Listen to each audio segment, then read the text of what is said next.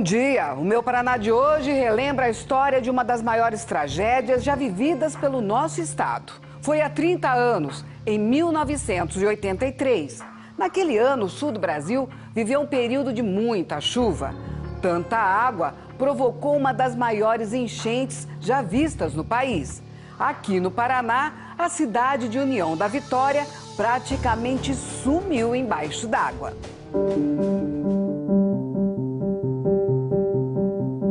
O rio era nosso amigo, né?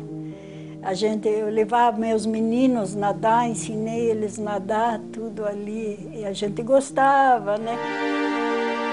Então, essa enchente foi assim chocante para nós, né? Angustiante, porque a água subindo, subindo.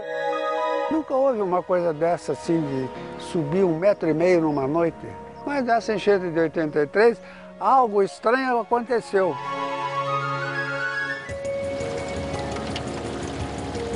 O rio que abastece o Paraná de leste a oeste, onde deságua formando um dos mais belos espetáculos da natureza,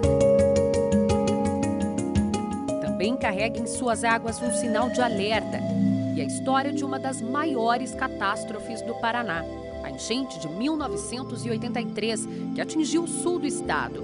União da Vitória foi a cidade mais prejudicada. O município está isolado e não há água potável nem energia elétrica. E os alimentos estocados nos supermercados só darão para mais 2 dias. Choveu sem parar durante uma semana, o que seria previsto para um semestre inteiro. Com isso, o nível do Rio Iguaçu subiu de 2,5 metros para mais de 10 metros, chegando quase à altura daquela ponte ao fundo, um dos acessos à cidade que foi interditado. Durante quase um mês, só foi possível ir de um lado a outro da cidade de barco. A maior parte dos moradores deixou tudo para trás para se salvar do volume de água nunca visto antes. A população de União da Vitória não estava preparada naquele momento para uma enchente tão, digamos assim, impactante. Foi a maior enchente da história do Rio Iguaçu em União da Vitória, onde nas réguas chegaram a 10,42 metros. A vazão do Rio Iguaçu normalmente é 500 metros cúbicos por segundo. Nós chegamos a 10 vezes mais, ou seja, a quase 5.000 metros cúbicos por segundo. Só para você ter uma comparação, as cataratas do Iguaçu passam lá normalmente 1.500 metros cúbicos por segundo. Mais de 2.400 famílias deixaram as casas. Apesar da intensa campanha que todo o país está fazendo, muitos flagelados ainda passam fome e frio. As estradas da região estão bloqueadas e os alimentos não têm como chegar. Dona Irene Winter ainda guarda as lembranças daqueles dias que marcaram a história da cidade. E deu um sentimento assim que não dá para explicar. Eu dizia, de certo, vem o dilúvio agora, né? Porque a água subindo tão rápido. Entrei na minha cozinha com água por aqui. Ela e o marido só saíram quando a água chegou na porta de casa. No dia seguinte, o meu filho e o meu marido vieram de novo, foram de bote até lá. Então, essas imagens aqui que chegaram lá, a água estava dessa altura. Chegou na altura da janela. Da janela quase ali, né? Bom, na verdade, eu conto a minha versão, porque 3/4 da cidade tem história para contar, né? E nós só voltamos para casa 1 mês e meio depois, quase 2 meses depois. Quando a água realmente tinha baixado. Tinha baixado. Como é que era ver a cidade, né? Porque a maior parte da cidade ficou coberta por água. Sim, né? todas as casas, as pessoas tentando ainda retirar. Alguma gente levou geladeira e fogão e máquina de lavar roupa, essas coisas. Mas a gente não tirou nada, né? Ficou tudo. Você pensando o quê? Em 30 anos você adquiriu, tá tudo ali embaixo d'água, né? É uma sensação bem estranha, né? A senhora se emociona ainda quando lembra? Eu me emociono, isso aí, né? Entre as poucas coisas que Dona Irene recuperou da Grande Cheia está a Bíblia que os pais trouxeram da Alemanha. Conseguiu secar alguma coisa? Esta foto é para saber que essa Bíblia ficou na enchente, né?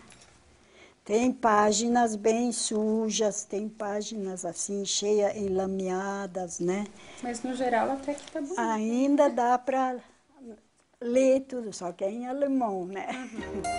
Dono hoje de um hotel no centro de União da Vitória, seu Turella é um dos muitos moradores que recomeçaram a vida quase do zero depois da enchente. O restaurante da família foi atingido. Destruiu a cidade, só ficou o miolinho aqui, né? Porque aqui pegou, você vê aqui, já está no centro. Ela destruiu praticamente a cidade. E muitas madeireiras, aí todos perderam tudo. Até recuperar e começar a normalizar tudo demorou um pouco. Mas foi tudo bem, graças a Deus. Nós estamos aí com saúde, estamos vivos. Foi uma luta vencida. Na época a gente dizia, lá se foram os anéis, mas ficaram os dedos. Lutamos e conseguimos.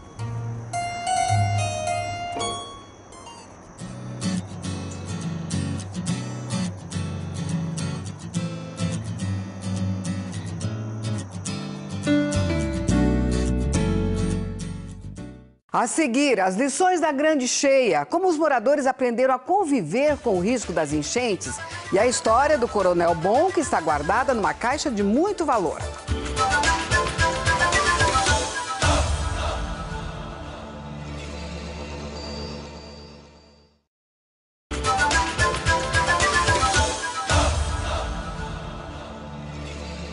Estamos de volta e hoje o Meu Paraná está relembrando os 30 anos da grande cheia que isolou a cidade de União da Vitória, no sul do estado. O município, cercado pelas águas do Rio Iguaçu, está numa área de risco de enchentes. Por isso, depois de se recuperar dos estragos daquela cheia, a população passou a estudar o rio para enfrentar o medo de ver as águas subirem tão rapidamente.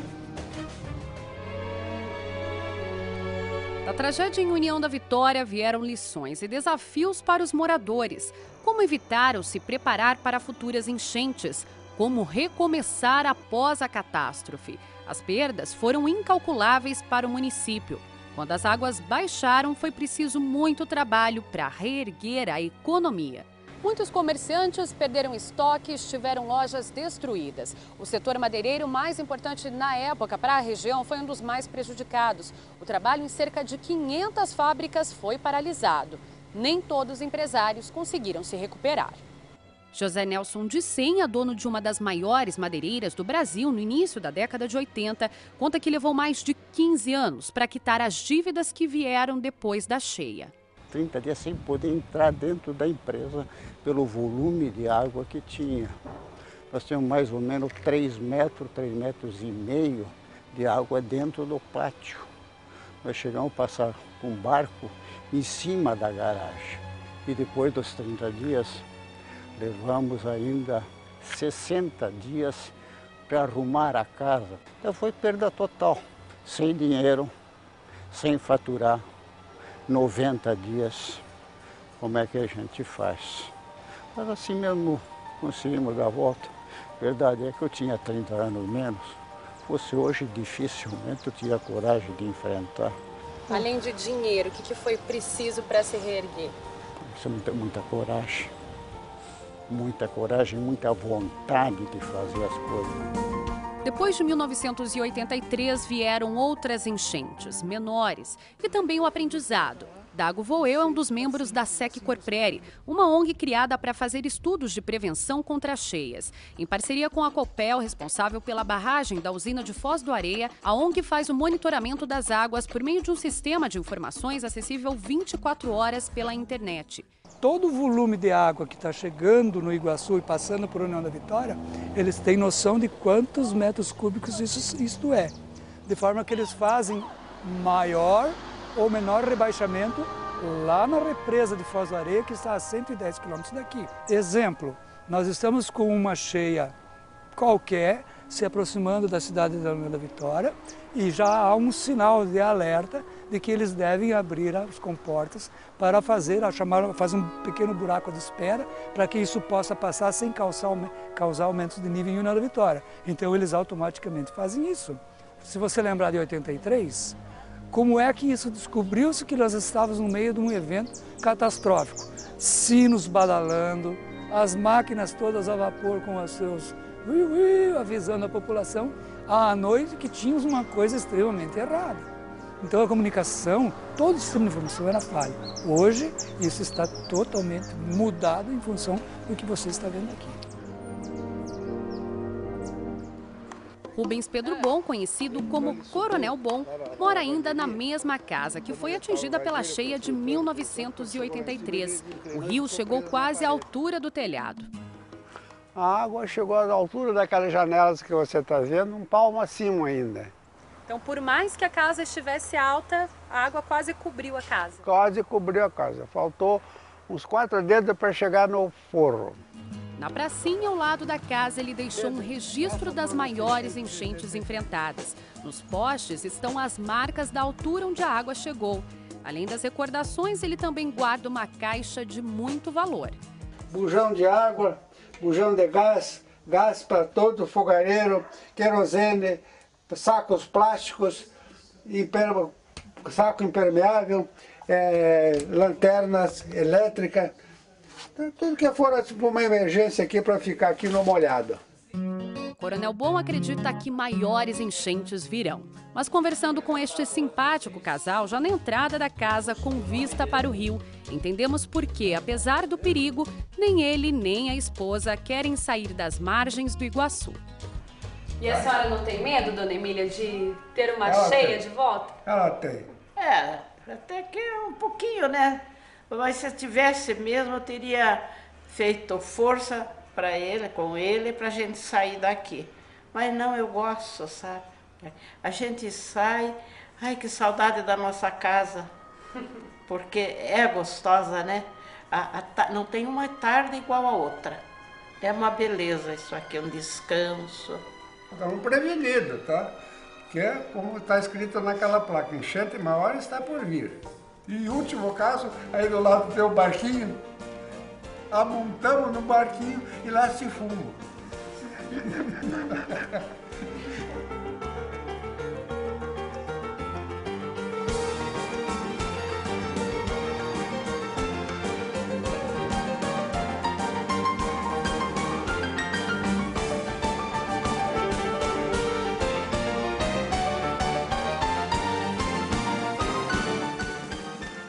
E o Meu Paraná fica por aqui. Para rever este programa ou deixar sugestões de reportagens, acesse a nossa página na internet. Sábado que vem estamos de volta. Até mais. Tchau.